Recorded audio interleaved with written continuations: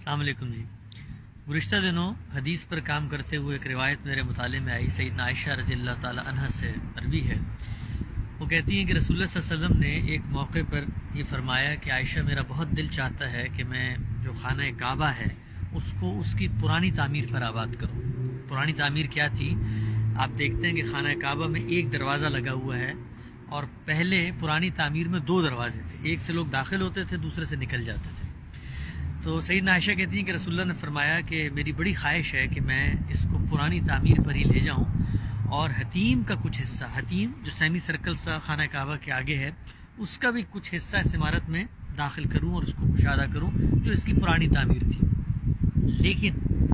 مجھے یہ اندیشہ ہے کہ میرا یہ فیصلہ یا اقدام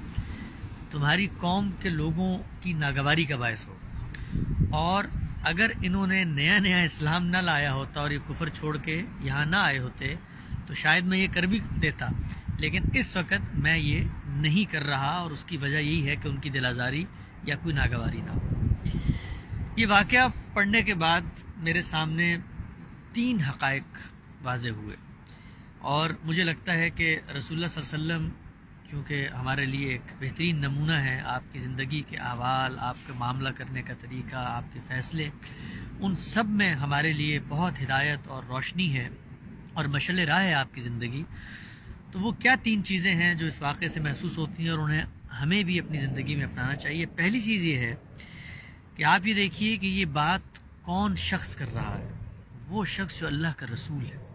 وہ شخص کہ جس کی حکومت اور جس کا غلبہ اس سرزمین پر خدا نے قائم کر دیا ہے، اس کو ایک تائید غیبی حاصل ہے، اس کی نصرت اور اس کی مدد کے لیے فرشتے اتر چکے ہیں، اور وہ وہاں پر اقتدار کی کنجی ہاتھ میں تھامے ہوئے کھڑا ہے۔ اور وہ جو لوگ ہیں وہ ہیں کہ جنہوں نے اپنا گھر بار، اپنی مال و دولت، اپنے ماں باپ، اپنے اسباب، سب کچھ اس پر قربان کر دیے، اور اس کے میسج کی خاطر اپنے دیار کو چھوڑ کر ہجرت پر آمادہ ہو گئے، بھوکے رہے، جنگیں لڑی، اور یہاں تک کہ شہید ہو گئے۔ وہ قوم ہے اور یہ اللہ کے رسول ہیں، ان کا آپس میں جو ریلیشن ہے وہ اتنا مضبوط ہے کہ دونوں ایک دوسرے کے ساتھ غیر معمولی تعلق رکھتے ہیں۔ لیکن رسول اللہ صلی اللہ علیہ وسلم نے اس قوم سے جہاں پر ایثار کی ایک پوری تاریخ موجود ہے، اس ایک معاملے میں ایثار کا مطالبہ نہیں کیا۔ کیوں نہیں کیا؟ تو پہلی حقیقت جو اس واقعے سے واضح ہوتی ہے وہ یہ ہے کہ انسان کے سامنے جب حق اور باطل کے اندر انتخاب آتا ہے تو وہ یقینی طور پہ اس کو اسی ایقان اور اسی اذعان سے پیش کرتا ہے، اور چاہتا بھی ہے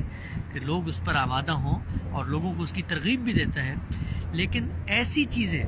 جو انسان کی نفسیات، اس کے رجحانات، اس کی تاریخ، اس کے ماحول سے متعلق ہوتی ہیں، ان میں کبھی بھی یہ رویہ اختیار نہیں کرنا چاہیے ہے کہ آپ اپنی قوم کے لوگوں کو ایک سولی پر لٹکا دیں اور کہیں کہ یا یہ بات مانو یا یہ بات مانو۔ مجھے یہ لگتا ہے کہ اس کو پرانی تعمیر پر جانا چاہیے، لہٰذا تم بھی اپنے رجحانات کو ختم کرو اور چھوڑ دو اپنے ماضی کو۔ اگر تمہارے باپ دادا نے اس کی تعمیر کو بدلا تھا تو اب تم میری اس خواہش، میری اس آرزو، میری اس تمنا کے سامنے سر تسلیم خم کرو، اور میں چاہتا ہوں، اور میں اللہ کا رسول ہوں، اور میری ایک حیثیت تم لوگوں کے دلوں میں ہے، تو کیا اس میری خواہش کا احترام نہیں کرتے؟ اگر رسول اللہ صلی اللہ علیہ وسلم یہ کہتے، آپ فرماتے ہیں کہ مجھے اندیشہ ہے ناگوار گزرے گی، ممکن ہے سارے صحابہ یہ بات مان لیتے، لیکن آپ نے یہ بات نہیں کہی۔ اس لیے نہیں کہی کہ یہ چیز دین کا مسئلہ نہیں تھی، حق و باطل کا مسئلہ نہیں تھی،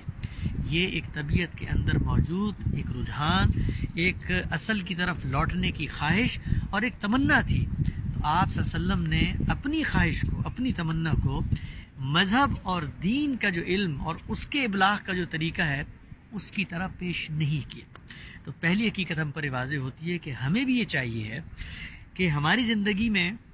جو صحیح اور غلط کے فیصلے ہوں وہ تو ہم کمیونیکیٹ بھی کریں،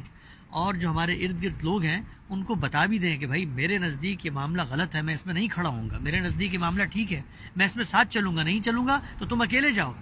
لیکن ایک مسئلے کے اندر حق اور باطل زیر بحث نہیں ہے، بلکہ رجحانات، بلکہ خواہشات، بلکہ آپ کی ترجیحات زیر بحث ہیں، تو اس میں کبھی بھی لوگوں سے یہ مطالبہ نہیں کرنا چاہیے، پہلی چیز۔ دوسری چیز یہ ہے کہ آپ کی جو بھی حیثیت ہو کسی بھی معاشرے، کسی بھی ماحول میں، اپنی اس حیثیت کے سامنے کبھی بھی لوگوں کو مجبور نہیں کرنا چاہیے ہے کہ وہ آپ کی اس حیثیت کو سامنے رکھ کر ان معاملات میں جن میں حق و باطل کی کوئی چیز نہ ہو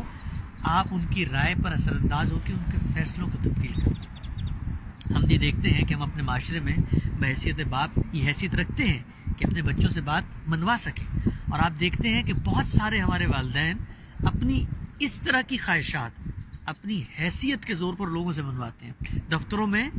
باس جو ہے اپنے زور کے اوپر منواتا ہے، معاشرے میں حکمران اور سیاستدان اپنے زور پہ منواتے ہیں، لیکن رسول اللہ صلی اللہ علیہ وسلم کی زندگی کو دیکھیے، کیا کمال ہے کہ اتنی بڑی شخصیت اور وہ قوم جو مر مٹنے کو تیار ہے ان سے بھی اس حیثیت کا مطالبہ نہیں کرتی۔ اور تیسری چیز وہ یہ ہے کہ انسان کو اپنے رجحانات کے ساتھ کمپرومائز کر کے جینا،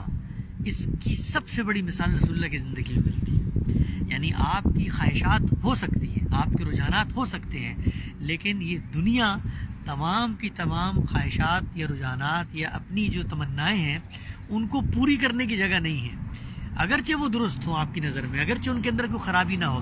لیکن پھر بھی آپ کمپرومائز کر کے جیتے ہیں، اپنی خواہشات کو دبا کے جیتے ہیں۔ آپ چاہتے تھے کہ آپ کے گھر کا دروازہ ایسا بنے، آپ کے والد نے نہیں بنایا، یا والد چاہتے تھے کہ فلاں جگہ کی تعمیر ایسے ہو، بچے نے نہیں کی، تو اب اس خواہش کو دبانا، اس خواہش کے ساتھ جینا اور لوگوں کو مینج کرنا، یہ وہ اصل کرینہ ہے زندگی کا، جس سے آپ دیکھیں گے کہ زندگی کے جو اکثر مسائل ہیں وہ اسی سے پیدا ہوتے ہیں۔ تو رسول اللہ صلی اللہ علیہ وسلم سے منسوب جو یہ بات ہے، اس کے اندر بہت غیر معمولی حکمت پوشیدہ ہے، اور بڑے وزڈم کا رویہ ہے جو آپ نے اپنی عملی زندگی میں اپنایا۔ نہ اپنی اس حیثیت کو سامنے لے کر آئے، نہ لوگوں کے سامنے نفسیات کے جو مسائل ہیں ان کو حق و باطل کا مسئلہ بنایا، اور نہ ہی اپنی اس خواہش کے پیچھے یعنی چل پڑے اور لوگوں کو ہمیشہ یہ باور کراتے رہے کہ تم نے میری یہ خواہش تھی، مجھے اندیشہ ہے تم پوری نہیں کر سکو گے، بلکہ کمپرومائز کر کے اسی خواہش کو لے کے آپ دنیا سے رخصت ہو گئے۔ تو ہمیں بھی چاہیے ہے کہ ہم اپنی زندگی میں رسول اللہ صلی اللہ علیہ وسلم کی ان تعلیمات کی روشنی میں اپنی ترجیحات کو تبدیل کریں، اور انہی کی روشنی میں اپنی زندگی کے جو مسائل ہیں ان کو کم کرنے کی صحیح کریں۔